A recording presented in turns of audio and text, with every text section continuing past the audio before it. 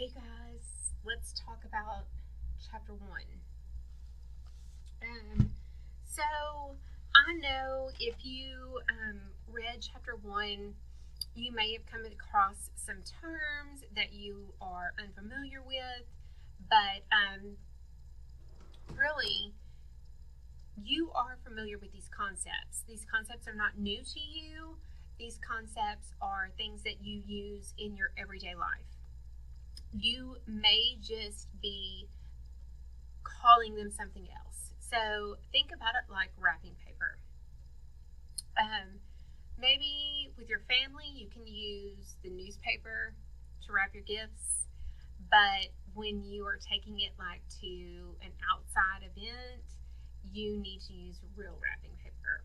So what we are doing is we are taking these topics that you already talk about with your friends and your family and your loved ones, and we are kind of giving them a classy shine. Okay, that's all it is. So feel confident in that you already know this information. You already know a whole lot about these topics and terms that we are discussing in chapter 1. So, chapter 1 starts off talking a little bit about the nature of communication. And really, the nature of communication is really just the process of expressing and interpreting messages. So, sometimes you have to know a person to understand a person. Sometimes you have to be part of that inside group to understand what's going on, because there's some shared meaning there. Sometimes when my 5-year-old says something, I'm the only one in the room that knows what she says. There could be goals involved. It helps you manage your identity as well, this communication process. So there's a lot that goes on in this very simple, very quick exchange of messages. And the best part is you are always communicating. You, even if there are no words coming out of your mouth, you are communicating. You are communicating by the way that you dress, by the way that you stand, by the posture that you have, by what you did to your hair or what you did not do to your hair, in my case, by the glasses that you have selected. All of these things give pieces of information about you. And so when you meet somebody new, they slowly start putting all of these pieces together before you even say a word. So messages are important and they are constant. So we are involved in this exchange constantly. There are different types of communication that we are involved in. We are involved in intra communication. The voices in our head, intra communication. So it's perfectly normal to have voices in your head. When we are exchanged in dialogue with one other party, it is interpersonal communication. If you were having a conversation with, 5 to 7 people, that's a small group setting, so it's small group communication. But this communication exchange that we are in, and the textbook uses, I printed it off.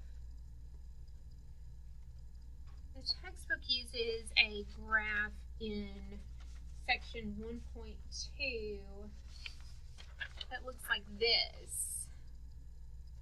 I don't really care too much for the look of this because people don't look like circles. I don't know. I don't care for the look, but we'll talk about the concepts of this. So you have to have party A and you have party B, and they are going to talk to each other. So I unfortunately don't have any choice. Okay, so purple marker has has a message for black marker.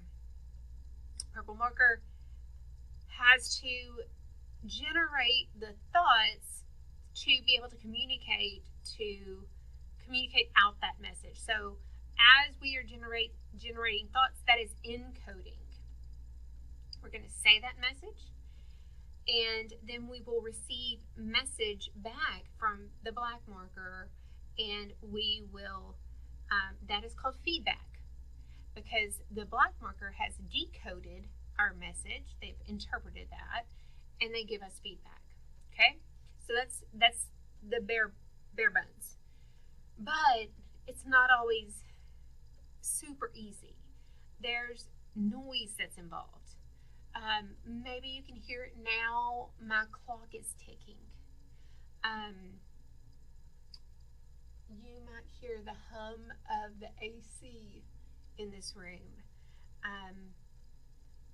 Somebody could pop in my office. The phone might ring. Those are all external noises that we would all be able to hear. They could have voices in their heads going on, like they're thinking about what they're going to cook for dinner, or did their child do their homework, or did I leave the iron plugged in again? God, I hope the house isn't on fire. Those kinds of things could be going through their head. You don't know. They're not saying it out loud to you. They're just thinking about it while you're talking to them. And the way that they are communicating is also a piece of the puzzle. This case, they are communicating face to face. We are using the channel through the computer. It could be through the phone. Whatever that device, that mechanism is that channel that you are using. And then also the context that matters. So if they are having their conversation in Kroger, that's one setting, you run into me in Kroger and I'm probably going to be in close to pajamas. But if you run into me at work, I'll have my jacket on or close nearby. So the setting matters, and that will potentially change the way that conversation goes. Maybe it will change even how much you hear of that conversation, which is why I like the model to look like this, where there's a person A, person B, we've got the conversation going, we've got external noise, we've got internal noise, we've got the setting going on as well. So all of those factors are going on at the same time. There could be somebody that jumps in and interrupts and wants to add their thoughts to it. You may only be kind of listening, and so you miss parts. All kinds of things can happen during that exchange. Communication has many purposes. We want to enhance and maintain our sense of self. Like, if for some reason somebody has said something counter to what I want them to think of me, I'm probably going to add to that dialogue so that they don't think that about me. We want it to meet our social needs. We communicate to develop and maintain relationships. We exchange information with others. We try to influence others because, hey, I want to have cheesecake tonight and not cookies. It is continuous. We talked about this. It's always going on. It's irreversible. Once you say it, you cannot take it back. So think about your court shows that you see, where somebody in court, the lawyer says the statement, and then the judge says, "You can't say that." And that lawyer knew that, but the jury is supposed to ignore that they heard that. They can't forget it. It's there. It's part of the conversation. And it's situational. It depends on what's going on, and that adds to the conversation. We should always act ethical in our conversations. We should be honest. We should act with integrity. We should be fair and respectful and responsible with our communication, which is very hard, especially when, if you're thinking like, okay, once I say this, these things could happen. And so you think you're doing the right thing and maybe something else happens. But you should always act in the best interest of. So it's hard. It's not always easy. And communication competence was the last big factor that was discussed in chapter 1, and that's that it's the impression that communication behavior is both appropriate and effective in a given situation. So it needs to be appropriate and effective for it to be competent communication. So I'll tell you a little story and then I will cut us off. I was at one point in my career hired to talk to some parents about how to talk to their children about sex education. So I got prepared, I did all my research, I had like a fabulous PowerPoint and handouts, and I felt really good about it. And it was at a PTO meeting. So I went in. This was before I had children also, okay? Let's keep that in mind. I went in, I started handing out my content, and I was prepared for like parents of like, 12 to 14 range. That was not the age of the kids. The kids were much younger.